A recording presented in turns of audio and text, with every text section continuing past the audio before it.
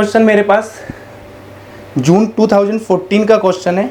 जैसे अभी हमने लाप्लास के लिए किया था, एज इट इज आपके पास हीट इक्वेशन के बारे में पूछा हुआ है उन्होंने।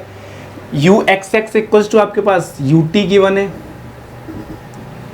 और आपके पास उन्होंने बोला कि सॉल्यूशन है जो U of X comma T आपके पास वो जीरो की ओर टेंड करे as a T tends to infinity.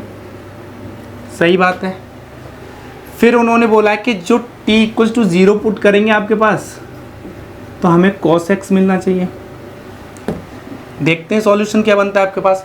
तो सॉल्यूशन जो चारों क्वेश्चंस में ऑप्शन में वेरीफाई करने वाला है, तो फर्स्ट में आपके पास साइन एंड बी ऑप्शन में भी साइन है, तो वो तो कभी भी सॉल्यूशन नहीं बनेंगे क्योंकि आप t को जीरो पुट करेंगे तो आपके पास जो सीरीज बनेगी वो साइन में बननी है। बट कंडीशन आपके पास t को जीरो पुट करने के बाद क्या आनी चाहिए थी, cos x में। तो a एंड b ऑप्शन तो आपके पास डायरेक्टली डिस्कार्ड हो गए। c एंड d ऑप्शन को वेरीफाई करते हैं। c एंड d ऑप्शन में आपके पास सीरीज जो है वो सेम है। एक में आपके पास n स्क्वायर है और सेकंड में आपके पास n स्क्वायर है e की पावर। तो as a t tends to infinity e की पावर माइनस एन टी और e की power minus N square T, ये दोनों आपके पास जीरो पे ले जाएंगे जब as a t tends to infinity. तो यानी कि यहाँ से तो इफेक्ट पड़ने वाला है नहीं हमारे पास सॉल्यूशन पे। जो सॉल्यूशन पे इफेक्ट पड़ेगा वो कॉस की सीरीज से इफेक्ट पड़ेगा, तो वो हमें वेरीफाई करना है।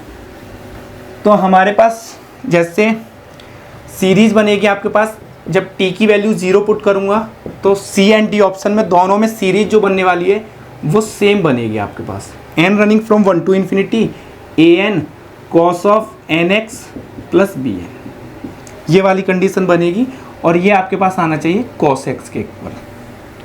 ठीक है, तो यहाँ से ओपन करूँगा मैं तो इसको a1 cos x plus b1, first term ये आएगा। Second term a2 cos of 2x plus b2 and so on.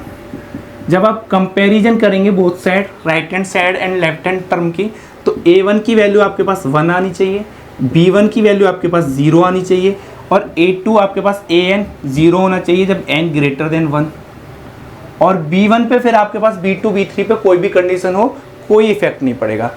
तो हमारे पास जो c ऑप्शन है उन्होंने बोला कि an are not all zero, सारे के सारे an 0 नहीं है, तो यानी कि c ऑप्शन आपने डिस्कार्ड कर दिया। d ऑप्शन है कि a1 आपके पास नॉन जीरो है और an आपके पास 0 है for n is greater than 1 और bn आपके पास 0 है whenever n is greater than equals to 1, यानी कि b1 आपके पास 0 है, b2 0, b3 0 है। तो यानी कि आपके पास d ऑप्शन जो होगा वो ट्रू होगा, a b c आपके पास फॉल्स होंगे।